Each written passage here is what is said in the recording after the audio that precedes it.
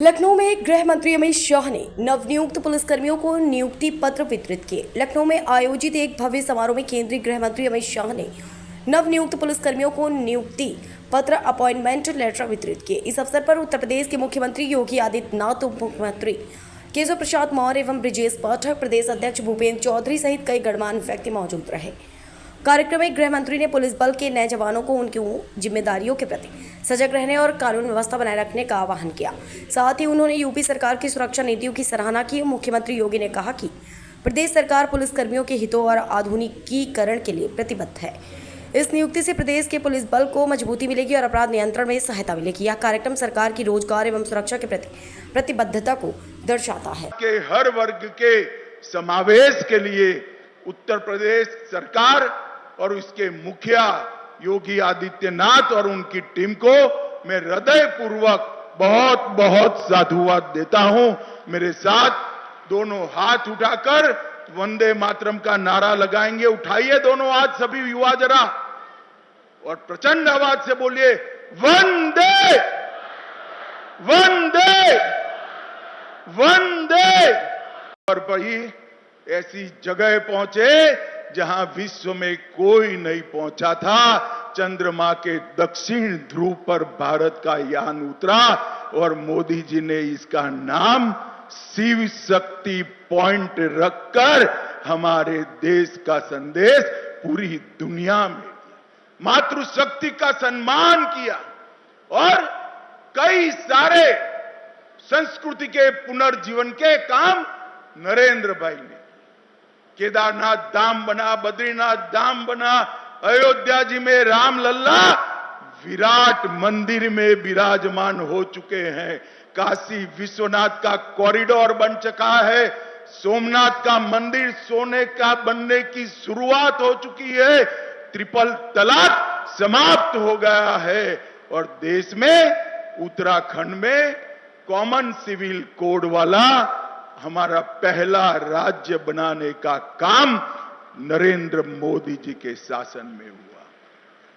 और वक्फ बोर्ड के नाम पर जो अवैध भूमियां कब्जे होती थी, जो भ्रष्टाचार होता था, नया वक्फ कानून, वक्फ की कानी पाई भी कोई चोर न पाए, इतना सख्त कानून बनाने का काम नरेंद्र मोदी रखना। 31/3/2026 को ये देश नक्सलवाद से मुक्त हो जाएगा। कांग्रेस के शासन में आए दिन आतंकवादी हमले होते थे। अहमदाबाद, दिल्ली, मुंबई, जयपुर, कोयम्बटूर और कश्मीर की तो बात ही न। मोदी जी के शासन के अंदर पाकिस्तान ने 3 बार प्रयास किया। उरी में किया, पुलवामा में किया और पहलगांव में किया। उरी में किया, सर्जिकल स्ट्राइक की। पुलवामा में किया, एयर स्ट्राइक की और पहलगांव में ऑपरेशन सिंदूर कर कर आतंकियों के मुख्यालय को चूर चूर कर दिया, जमीन में मिला दिया। नरेंद्र मोदी जी ने पूरी दुनिया में एक संदेश भेजा है कि भारतीयों का खून जमीन पर बहाने के लिए नहीं, जो भी ये हिमाकत करेगा उसको दंड दिया जाएगा। और ऑपरेशन सिंदूर ने एक सख्त संदेश पूरी दुनिया में भेजने का काम किया है। और हमारी सेना के वीर जवानों की सटीक मारक क्षमता ने जहां बैठकर गरजते थे।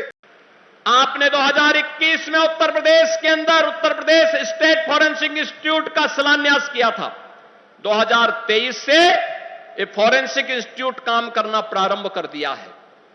जुलाई 2024 से आदरणीय प्रधानमंत्री जी के मार्गदर्शन और नेतृत्व में देश के अंदर 3 नए कानून लागू होने के लिए जो कार्यक्रम, जो कार्य योजना आगे बढ़ाई गई, आज उसके परिणाम हम सबके सामने हैं। भारतीय न्याय संहिता 2023, भारतीय नागरिक सुरक्षा संहिता 2023 और भारतीय साक्ष्य अधिनियम 2023 इन 3 नए कानून की दृष्टि से जो ये 3 नए कानून है, जिसकी मूल भावना दंड आधारित न होकर के न्याय प्रधान है, इनमें वैज्ञानिक साक्ष्य और तकनीक का ज्ञान अत्यंत महत्वपूर्ण। देश के अंदर आबादी की दृष्टि से सबसे बड़ा राज्य है, सबसे बड़ा राज्य है, तो चुनौतियां भी हमारे सामने उतनी ही प्रभावी हैं, उतनी ही ज्यादा थी।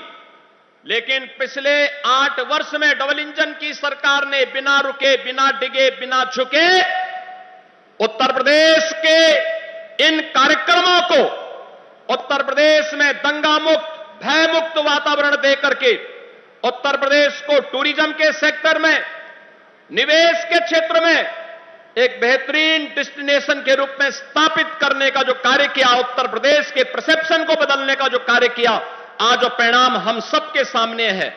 और इसी के लिए आदरणीय प्रधानमंत्री जी ने कहा था कि स्मार्ट पुलिसिंग आज की आवश्यकता है, और स्मार्ट पुलिसिंग के कुछ सूत्र उन्होंने दिए थे कि स्ट्रिक्ट एंड सिंसेटिव, मॉडर्न एंड एक क्षेत्र में बिना भेदभाव के शासन की योजना का लाभ या शासन में हिस्सेदारी का लाभ बिना भेदभाव के हर नागरिक को प्राप्त हो, हर नौजवान को प्राप्त हो, हर गांव, गरीब, किसान, नौजवान, महिलाएं, इन सबको प्राप्त हो, उसका हिस्सा बनाने का एक कार्यक्रम है।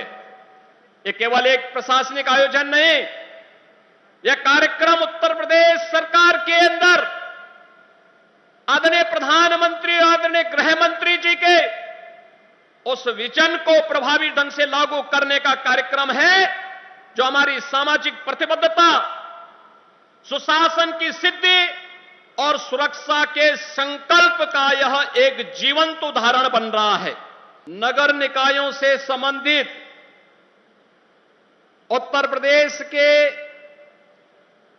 पुलिस बल का हिस्सा बन रहे 60,244 युवा ऊर्जा के प्रतीक उत्तर प्रदेश के मेरे नौजवान साथियों, आज के इस नियुक्ति पत्र वितरण कार्यक्रम में मैं सबसे पहले देश के परम यशस्वी गृह और सहकारिता मंत्री आदरणीय अमित शाह जी का उत्तर प्रदेश वासियों की ओर से उत्तर प्रदेश के आप सभी 60,244 नवनियुक्त पुलिस कार्मिकों की ओर से हृदय से स्वागत करता हूं, अभिनंदन करता हूं।